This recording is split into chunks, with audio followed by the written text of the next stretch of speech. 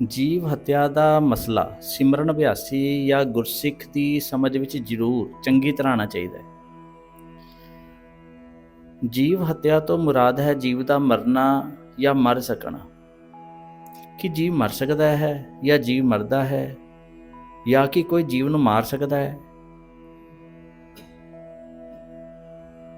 ਸ੍ਰੀ ਗੁਰੂ ਗ੍ਰੰਥ ਸਾਹਿਬ ਵਿਖੇ ਲਿਖਿਆ, ਨਾ ਜੀਵ ਮਰੇ ਨਾ ਮਾਰਿਆ ਜਾਏ। ਜੀਵ ਤੋਂ ਮੁਰਾਦ ਹੈ ਜਿਉਣ ਵਾਲਾ ਜਾਂ ਜੀਵਨ। ਇਹ ਜਿਉਣ ਵਾਲਾ ਜਾਂ ਜੀਵਨ ਸਾਰੇ ਸਰੀਰਾਂ ਵਿੱਚ ਇੱਕੋ ਹੀ ਹੈ। ਇਸ ਦਾ ਮਤਲਬ ਹੈ ਕਿ ਜੀਵ ਸਭ ਥਾਂ ਤੇ ਰਮਿਆ ਹੋਇਆ ਹੈ, ਜੀਵਨ ਸਭ ਥਾਵਾਂ ਤੇ ਰਮਿਆ ਹੋਇਆ ਹੈ। ਕੋਈ ਐਸਾ ਸਰੀਰ ਜਾਂ ਆਕਾਰ ਨਹੀਂ ਜਿਸ ਵਿੱਚ ਜੀਵ ਜਾਂ ਜੀਵਨ ਨਾ ਹੋਏ। ਸਰਬ ਭਰਪੂਰ ਜਾਂ ਸਰਬ ਥਾਵਾਂ ਤੇ ਰਮਿਆ ਹੋਣ ਕਰਕੇ ਜੀਵ ਮਨੁੱਖਾਂ ਵਿੱਚ, ਜਾਨਵਰਾਂ ਵਿੱਚ, ਪੰਛੀਆਂ ਵਿੱਚ, ਪਾਣੀ ਵਿੱਚ ਰਹਿਣ ਵਾਲੀਆਂ ਅਨੇਕ ਪ੍ਰਕਾਰ ਦੀਆਂ ਹਸਤੀਆਂ ਵਿੱਚ ਸਭ ਥਾਂ ਮੌਜੂਦ ਹੈ। ਇਸ ਤੋਂ ਅੱਗੇ ਜਿਨ੍ਹਾਂ ਸਰੀਰਾਂ ਜਾਂ ਆਕਾਰਾਂ ਨੂੰ ਅਸੀਂ ਜੜ ਜਾਂ ਬੇਜਾਨ ਸਮਝਦੇ ਹਾਂ, ਮਸਲਨ ਲੱਕੜ, ਲੋਹਾ, ਪੱਥਰ, ਪਾਣੀ, ਮਿੱਟੀ ਆਦਿ, ਇਹਦੇ ਵਿੱਚ ਵੀ ਜੀਵ ਜਾਂ ਜੀਵਨ ਹੈ। ਦਰਖਤਾਂ ਔਰ ਸਬਜ਼ੀਆਂ ਵਿੱਚ ਵੀ ਜੀਵ ਜਾਂ ਜੀਵਨ ਹੈ। ਇੱਥੇ ਭਾਰਤ ਵਰਸ਼ ਦੇ ਕਈ ਧਾਰਮਿਕ ਪੁਰਸ਼ਾਂ ਨੂੰ ਬੜਾ ਭੁਲੇਖਾ ਲੱਗਾ ਹੈ। ਉਹਨਾਂ ਨੇ ਹਿੱਲਣ ਜੁਲਣ ਤੋਂ ਇੱਕ ਥਾਂ ਤੋਂ ਦੂਜੀ ਥਾਂ ਜਾ ਸਕਣ ਵਾਲੇ ਸਰੀਰਾਂ ਵਿੱਚ ਤਾਂ ਜੀਵ ਜਾਂ ਜੀਵਨ ਦਾ ਹੋਣਾ ਮੰਨਿਆ ਹੈ, ਪਰ ਜਿਹੜੇ ਸਰੀਰ ਇੱਕ ਥਾਂ ਤੇ ਰਹਿੰਦੇ ਹਨ, ਟੁਰ ਫਿਰ ਨਹੀਂ ਸਕਦੇ, ਜਿਵੇਂ ਦਰਖਤ, ਫਲ, ਸਬਜ਼ੀਆਂ, ਪੱਥਰ, ਲੋਹਾ ਆਦਿ, ਇਹਨਾਂ ਵਿੱਚ ਜੀਵ ਜਾਂ ਜੀਵਨ ਦਾ ਹੋਣਾ ਨਹੀਂ ਮੰਨਿਆ। ਪਰ ਇਹ ਉਹਨਾਂ ਦੀ ਭੁੱਲ ਹੈ। ਸ੍ਰੀ ਗੁਰੂ ਗ੍ਰੰਥ ਸਾਹਿਬ ਜੀ ਦੇ ਲਿਖਾਰੀਆਂ ਨੇ ਔਰ ਇਸ ਸਮੇਂ ਦੇ ਸਾਇੰਸਦਾਨਾਂ ਨੇ ਇਸ ਭੁੱਲ ਨੂੰ ਚੰਗੀ ਤਰ੍ਹਾਂ ਸੋਧਿਆ ਹੈ। ਸ੍ਰੀ ਗੁਰੂ ਗ੍ਰੰਥ ਸਾਹਿਬ ਜੀ ਦੱਸਦੇ ਹਨ, ਜੋ ਦੀਸੈ ਸੋ ਸਗਲ ਤੂੰ ਹੈ, ਪਸਰਿਆ ਪਾਸਾਰ। ਕਹੋ ਨਾਨਕ ਗੁਰ ਭਰਮ ਕਾਟਿਆ, ਸਗਲ ਬ੍ਰਹਮ ਵਿਚਾਰ। ਤੂੰ ਹੀ ਗ੍ਰਹਿ, ਤੂੰ ਹੀ ਬਨ, ਤੂੰ ਹੀ ਗਾਓ, ਤੂੰ ਹੀ ਸੁਨ। ਜਲ ਥਲ ਬਨ ਪਰਬਤ ਪਾਤਾਲ, ਪਰਮੇਸ਼ਰ ਤਹਿ ਬਸੈ ਦਿਆਲ। ਵਰਤਮਾਨ ਸਮੇਂ ਦੀ ਸਾਇੰਸ ਗੁਰਬਾਣੀ ਦੀ ਪ੍ਰੋੜਤਾ ਕਰਦੀ ਹੈ ਔਰ ਦੱਸਦੀ ਹੈ ਕਿ ਸਾਰਾ ਜਗਤ ਇੱਕ ਜਿਉਂਦੀ ਜਾਗਦੀ ਜੀਵਨ ਰੋਹ ਨਾਲ ਭਰਪੂਰ ਹੈ। ਇਸ ਦਾ ਕੋਈ ਹਿੱਸਾ, ਕੋਈ ਪਾਸਾ ਐਸਾ ਨਹੀਂ ਜਿਸ ਨੂੰ ਅਸੀਂ ਜੜ ਜਾਂ ਬੇਜਾਨ ਆਖ ਸਕੀਏ। ਦਰਖਤਾਂ ਤੇ ਪੌਦਿਆਂ ਸੰਬੰਧੀ ਭਾਰਤ ਦੇ ਪ੍ਰਸਿੱਧ ਸਾਇੰਸਦਾਨ ਸਰ ਜਗਜੀਤ ਚੰਦਰ ਬੋਸ ਨੇ ਇਹ ਸਾਬਤ ਕਰ ਦਿਖਾਇਆ ਹੈ ਕਿ ਇਹਨਾਂ ਵਿੱਚ ਜੀਵ ਹੈ, ਜਾਨ ਹੈ ਔਰ ਮਹਿਸੂਸ ਸ਼ਕਤੀ ਹੈ। ਸਰ ਜਗਜੀਤ ਚੰਦਰ ਬੋਸ ਨੇ ਸਾਬਤ ਕਰ ਦਿਖਾਇਆ ਹੈ ਕਿ ਪੌਦੇ ਔਰ ਦਰਖਤ ਬੇਜਾਨ ਨਹੀਂ, ਸਗੋਂ ਉਹਨਾਂ ਵਿੱਚ ਜੀਵਨ ਹੈ। ਦਰਖਤ ਔਰ ਪੌਦੇ ਮਨੁੱਖਾਂ ਨਾਲੋਂ ਵੀ ਵੱਧ ਮਹਿਸੂਸ ਕਰਦੇ ਹਨ। ਬੱਦਲਾਂ ਦੇ ਉੱਡਣ ਦਾ ਜਾਂ ਹਵਾ ਦੇ ਰੁਮਕਣ ਦਾ ਦਰਖਤਾਂ ਔਰ ਪੌਦਿਆਂ ਉੱਤੇ ਜਾਨਦਾਰ ਨਾਲੋਂ ਵੱਧ ਔਰ ਝੱਟ ਅਸਰ ਪੈਂਦਾ ਹੈ। ਉਹਨਾਂ ਨੂੰ ਵੀ ਜ਼ਖਮੀ ਹੋਣ 'ਤੇ ਪੀੜ ਹੁੰਦੀ ਹੈ। ਕਿਸੇ ਵੇਲੇ ਥਕਾਵਟ, ਕਿਸੇ ਵੇਲੇ ਸੁਸਤੀ, ਕਿਸੇ ਵੇਲੇ ਹੁਸ਼ਿਆਰੀ ਮਹਿਸੂਸ ਕਰਦੇ ਹਨ। ਨਸ਼ੇ ਦੀਆਂ ਚੀਜ਼ਾਂ ਦਾ ਦਰਖਤਾਂ, ਪੌਦਿਆਂ ਉੱਤੇ ਇਨਸਾਨ ਵਾਂਗੂ ਅਸਰ ਹੁੰਦਾ ਹੈ। ਜਦੋਂ ਜ਼ਹਿਰ ਦਿੱਤਾ ਜਾਵੇ ਤਾਂ ਜ਼ਹਿਰ ਦੇ ਅਸਰ ਹੇਠ ਇਹਨਾਂ ਦੇ ਦਿਲ ਨੂੰ ਡੋਬ ਪੈਂਦਾ ਹੈ ਔਰ ਇਹ ਹਲੂਣਾ ਖਾ ਕੇ ਮਰ ਜਾਂਦੇ ਹਨ। ਵਧਣ ਫੁੱਲਣ ਵਾਲੇ ਪੌਦੇ ਬਿਜਲੀ ਦੀਆਂ ਲਹਿਰਾਂ ਨੂੰ ਮਹਿਸੂਸ ਕਰਦੇ ਔਰ ਸ਼ਕਤੀ ਪ੍ਰਾਪਤ ਕਰਦੇ। ਇਹਨਾਂ ਨੇ ਇੱਕ ਅੱਖਰ ਲਿਖਿਆ, ਖਾ ਕੇ ਮਰ ਜਾਂਦੇ ਹਨ, ਯਾਨੀ ਕਿ ਉਹਨਾਂ ਦਾ ਰੂਪ ਬਦਲ ਜਾਂਦਾ ਹੈ। ਮਰਦਾ ਤੇ ਕਹਿੰਦੇ ਕੁਝ ਨਹੀਂ। ਇੱਕ ਪਾਸੇ ਤਾਂ ਅਣਜਾਣ ਧਾਰਮਿਕ ਲੋਕਾਂ ਦਾ ਜੀਵ ਜਾਂ ਜੀਵਨ ਨੂੰ ਸਰਵ ਵਿਆਪੀ ਔਰ ਸਰਵ ਜਗ੍ਹਾ ਮੌਜੂਦ ਆਖਣਾ, ਦੂਸਰੇ ਪਾਸੇ ਦਰਖਤਾਂ, ਫਲਾਂ, ਸਬਜ਼ੀਆਂ ਜਾਂ ਲੱਕੜ, ਲੋਹੇ ਵਿੱਚ ਜੀਵ ਜਾਂ ਜੀਵਨ ਦੀ ਅਣਹੋਂਦ ਆਖਣੀ, ਇਹ ਕਿਤਨੇ ਸਵੈ ਵਿਰੋਧੀ ਖਿਆਲ ਹਨ। ਜੀਵ ਜਾਂ ਜੀਵਨ ਸਰਵ ਵਿਆਪੀ ਔਰ ਕਿਤੇ ਕਿਤੇ ਗੈਰ ਹਾਜ਼ਰ ਕਿਵੇਂ ਹੋ ਸਕਦਾ ਹੈ?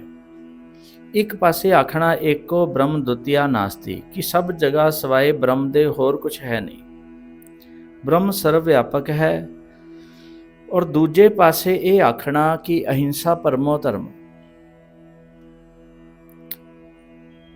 ਇਹ ਪਰਮੋ ਧਰਮ ਕੀ ਜੀਵ ਹੱਤਿਆ ਨਹੀਂ ਕਰਨੀ ਪਰਮ ਧਰਮ ਹੈ। ਇਹ ਸਿਧਾਂਤ ਇੱਕ ਦੂਸਰੇ ਦੇ ਉਲਟ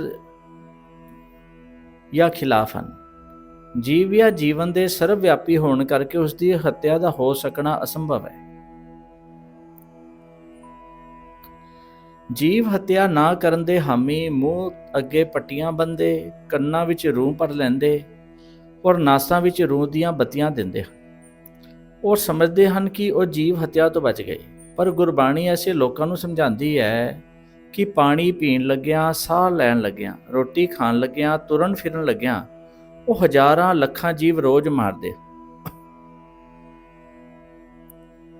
ਪਰ ਇਹ ਵੀ ਕਹਿ ਰਹੇ ਹਨ ਰੋਜ਼ ਮਾਰਦੇ ਹਨ, ਮਰਦਾ ਕੁਛ ਨਹੀਂ, ਯਾਨੀ ਕਿ ਉਹਨਾਂ ਦੇ ਰੂਪ ਬਦਲਦੇ।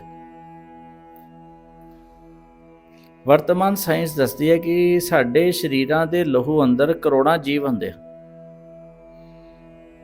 ਜੋ ਜੰਮਦੇ ਮਰਦੇ ਰਹਿੰਦੇ ਹਨ।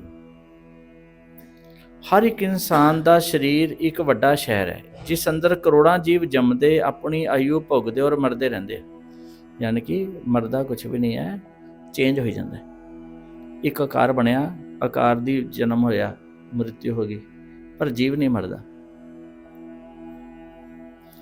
ਗੁਰਬਾਣੀ ਵਿੱਚ ਕਬੀਰ ਜੀ ਮੁੱਲਾਂ ਨੂੰ ਸੰਬੋਧਨ ਕਰਕੇ ਆਖਦੇ ਹਨ ਕਿ ਨਾਲੇ ਖੁਦਾ ਨੂੰ ਸਰਵ ਵਿਆਪਕ ਆਖਦਾ, ਨਾਲੇ ਮੁਰਗੀ ਵਿੱਚ ਖੁਦਾ ਦੀ ਗੈਰ ਹਾਜ਼ਰੀ ਨੂੰ ਦੇਖ ਕੇ ਉਹਨੂੰ ਮਾਰਦਾ ਹੈ। ਇਹ ਠੀਕ ਨਹੀਂ। ਪਰ ਸਿੱਖਾਂ ਵਿੱਚ ਖੁਦਾ ਨੂੰ ਜਾਂ ਜੀਵਨ ਨੂੰ ਸਰਵ ਵਿਆਪਕ ਮੰਨਿਆ ਜਾਂਦਾ ਹੈ ਔਰ ਸਰਵ ਵਿਆਪਕ ਹੋਣ ਕਰਕੇ ਜੀਵ ਨੂੰ ਅਬਨਾਸੀ ਹੋਣਾ ਲਾਜ਼ਮੀ ਹੈ।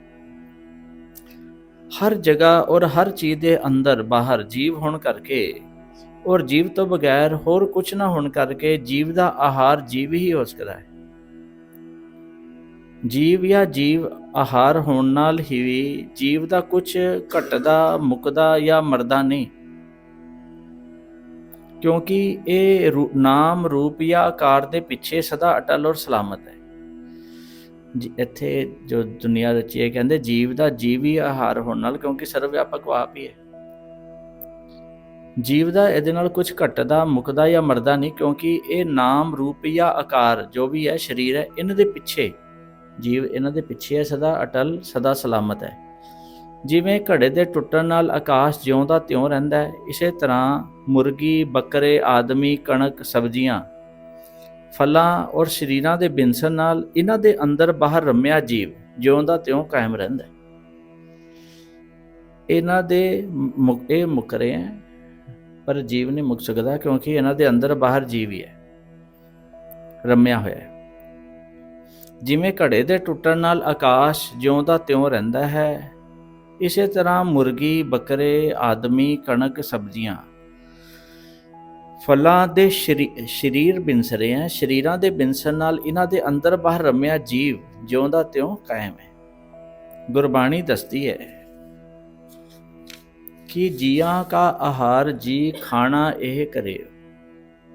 ਸਿੱਖਾਂ ਦਾ ਨਿਸ਼ਚਾ ਹੈ ਕਿ ਜੀਵ ਅਬਨਾਸੀ ਹੋਣ ਕਰਕੇ ਨਾਮ, ਰੂਪ, ਆਕਾਰ ਜਾਂ ਸਰੀਰਾਂ ਦੀ ਕੈਦ ਵਿੱਚ ਨਹੀਂ, ਸਗੋਂ ਇਹਨਾਂ ਤੋਂ ਪਰੇ ਸਦਾ ਸਲਾਮਤ ਔਰ ਸਤ ਵਸਤੂ ਹੈ। ਇਸ ਕਰਕੇ ਸਰੀਰਾਂ ਦੇ ਭੱਜਣ ਟੁੱਟਣ ਨਾਲ ਜੀਵ ਦਾ ਕੁਝ ਨਹੀਂ ਵਿਗੜਦਾ। ਸਿੱਖਾਂ ਦੇ ਨਿਸ਼ਚੇ ਅਨੁਸਾਰ ਜੀਵ ਹੱਤਿਆ ਹੋਣੀ ਜਾਂ ਹੋ ਸਕਣੀ ਅਸੰਭਵ ਹੈ। ਜਦੋਂ ਗੁਰਸਿੱਖ ਨੂੰ ਇਹ ਯਕੀਨ ਹੋ ਜਾਵੇ ਕਿ ਜੀਵ ਦੀ ਹੱਤਿਆ ਹੋ ਹੀ ਨਹੀਂ ਸਕਦੀ, ਨਾ ਪਿੱਛੇ ਕਦੀ ਕੋਈ ਜੀਵ ਹੱਤਿਆ ਕਰ ਸਕਿਆ, ਨਾ ਹੀ ਅੱਗੇ ਨੂੰ ਕੋਈ ਜੀਵ ਹੱਤਿਆ ਕਰ ਸਕਦਾ ਹੈ, ਤਾਂ ਫਿਰ ਉਸ ਦੇ ਸਾਹਮਣੇ ਇਹ ਸਵਾਲ ਰਹਿ ਜਾਂਦਾ ਹੈ ਕਿ ਉਹ ਕੀ ਖਾਵੇ ਔਰ ਕੀ ਨਾ ਖਾਵੇ। ਕੀ ਖਾਵੇ, ਕਿਉਂਕਿ ਜੀਵ ਤਾਂ ਸਾਰਿਆਂ 'ਚ ਹੈ। ਜਿੱਤੇ ਦਾਣੇ ਅੰਨ ਕੇ ਜੀਆਂ ਬਾਝ ਨਾ ਕੋਈ। ਖੁਰਾਕ ਦੇ ਚੁਣਨ ਵਿੱਚ ਗੁਰਬਾਣੀ ਗੁਰਸਿੱਖ ਦੀ ਬੜੀ ਸਹਾਇਤਾ ਕਰਦੀ ਹੈ। ਗੁਰਬਾਣੀ ਦੱਸਦੀ ਹੈ ਕਿ ਗੁਰਸਿੱਖ ਨੂੰ ਉਹ ਚੀਜ਼ਾਂ ਨਹੀਂ ਖਾਣੀਆਂ ਚਾਹੀਦੀਆਂ ਜੋ ਉਸ ਦੇ ਮਨ ਵਿੱਚ ਵਿਕਾਰ ਔਰ ਤਨ ਵਿੱਚ ਰੋਗ ਪੈਦਾ ਕਰਨ। ਗੁਰਸਿੱਖ ਆਪਣੀ ਖੁਰਾਕ ਹੁਣ ਕੇਵਲ ਉਕਤ ਦ੍ਰਿਸ਼ਟੀਕੋਣ ਨਾਲ ਚੁਣਦਾ ਹੈ ਔਰ ਹਾਨੀਕਾਰਕ ਖੁਰਾਕ ਤਿਆਗਦਾ ਹੈ, ਲਾਭਦਾਇਕ ਖੁਰਾਕ ਨੂੰ ਗ੍ਰਹਿਣ ਕਰਦਾ ਹੈ। ਇੱਥੇ ਇਹ ਗੱਲ ਸਪਸ਼ਟ ਕਰਨੀ ਜ਼ਰੂਰੀ ਹੈ ਕਿ ਮਾਸ ਦੇ ਖਾਣ ਦੀ ਸਿੱਖਾਂ ਵਿੱਚ ਖੁੱਲ੍ਹ ਹੈ। ਅਗਰ ਇਸ ਦੀ ਮਨਾਹੀ ਹੁੰਦੀ ਤਾਂ 99% ਸਿੱਖ ਅੱਜ ਮਾਸ ਆਹਾਰੀ ਨਜ਼ਰ ਨਾ ਆਉਂਦੇ। ਤੰਬਾਕੂ ਦੀ ਸਿੱਖਾਂ ਵਿੱਚ ਮਨਾਹੀ ਹੈ, ਇਸ ਕਰਕੇ ਤੰਬਾਕੂ ਨੂੰ ਸਿੱਖ ਹੱਥ ਤੱਕ ਨਹੀਂ ਲਾਉਂਦੇ। ਝਟਕੇ ਦਾ ਹਰਫ ਹੀ ਸਾਬਤ ਕਰਦਾ ਹੈ ਕਿ ਸਿੱਖਾਂ ਵਿੱਚ ਜਾਨਵਰਾਂ ਨੂੰ ਮਾਰਨ ਦਾ ਇੱਕ ਖਾਸ ਤਰੀਕਾ ਹੈ। ਜੋ ਤਰੀਕਾ ਅੰਮ੍ਰਿਤ ਛਕਣ ਵੇਲੇ ਖਾਸ ਤੌਰ ਤੇ ਦ੍ਰਿੜ ਕਰਾਇਆ ਜਾਂਦਾ ਹੈ। ਭਾਈ ਸਾਹਿਬ ਭਾਈ ਵੀਰ ਸਿੰਘ ਜੀ ਨੇ ਆਪਣੀ ਰਚਿਤ ਪੁਸਤਕ ਅਸ਼ਟ ਚਮਤਕਾਰ ਵਿੱਚ ਦੱਸਿਆ ਹੈ ਕਿ ਦੂਸਰੇ ਪਾਤਸ਼ਾਹ ਗੁਰੂ ਅੰਗਦ ਦੇਵ ਜੀ ਦੇ ਲੰਗਰ ਵਿੱਚ ਮਾਸ ਬਣਦਾ ਸੀ। ਇਸ ਤੋਂ ਸਾਬਤ ਹੁੰਦਾ ਹੈ ਕਿ ਸਿੱਖਾਂ ਵਿੱਚ ਪਹਿਲੇ ਗੁਰੂ ਸਾਹਿਬਾਨ ਦੇ ਵੇਲੇ ਤੋਂ ਹੀ ਮਾਸ ਖਾਣ ਦੀ ਖੁੱਲ੍ਹ ਹੈ। ਪਰ ਇਹ ਬਾਤ ਵੀ ਮੰਨਣੀ ਪਏਗੀ ਕਿ ਮਾਸ ਕੋਈ ਉੱਤਮ ਔਰ ਚੰਗੀ ਖੁਰਾਕ ਨਹੀਂ। ਸਿਮਰਨ ਅਭਿਆਸੀ ਔਰ ਧਾਰਮਿਕ ਜੀਵਨ ਬਤੀਤ ਕਰਨ ਵਾਲੇ ਪੁਰਸ਼ਾਂ ਨੂੰ ਮਾਸ ਦੀ ਵਰਤੋਂ ਬਹੁਤ ਘੱਟ ਕਰਨੀ ਚਾਹੀਦੀ ਹੈ। ਅਗਰ ਉਹ ਮਾਸ ਨਾ ਵੀ ਖਾਣ ਤਾਂ ਚੰਗਾ ਹੀ ਹੈ, ਮਾੜਾ ਨਹੀਂ। ਜੋ ਪੁਰਸ਼ ਮਾਸ ਨਹੀਂ ਖਾਂਦੇ ਉਹਨਾਂ ਨੂੰ ਜੀਵ ਹੱਤਿਆ ਦੇ ਖਿਆਲ ਨਾਲ ਨਹੀਂ, ਸਗੋਂ ਮਾਸ ਦੇ ਚੰਗੀ ਖੁਰਾਕ ਨਾ ਹੋਣ ਦੇ ਖਿਆਲ ਨਾਲ ਮਾਸ ਨਹੀਂ ਖਾਣਾ ਚਾਹੀਦਾ। ਪਰ ਐਸੇ ਪੁਰਸ਼ਾਂ ਨੂੰ ਵੀ ਇਸ ਬਾਤ ਲਈ ਤਿਆਰ ਰਹਿਣਾ ਚਾਹੀਦਾ ਹੈ ਕਿ ਦੇਸ਼ ਰੱਖਿਆ ਲਈ ਔਰ ਪਰਉਪਕਾਰ ਲਈ ਅਗਰ ਉਹਨਾਂ ਨੂੰ ਦੁਸ਼ਮਣਾਂ ਔਰ ਦੁਸ਼ਟਾਂ ਦੇ ਲਹੂ ਦੀ ਹੋਲੀ ਵੀ ਖੇਡਣੀ ਪਵੇ ਤਾਂ ਉਹ ਅਡੋਲ ਹੋ ਕੇ ਜੀਵ ਨੂੰ ਅਵਿਨਾਸੀ ਜਾਣ ਕੇ ਖੇਡਣਗੇ।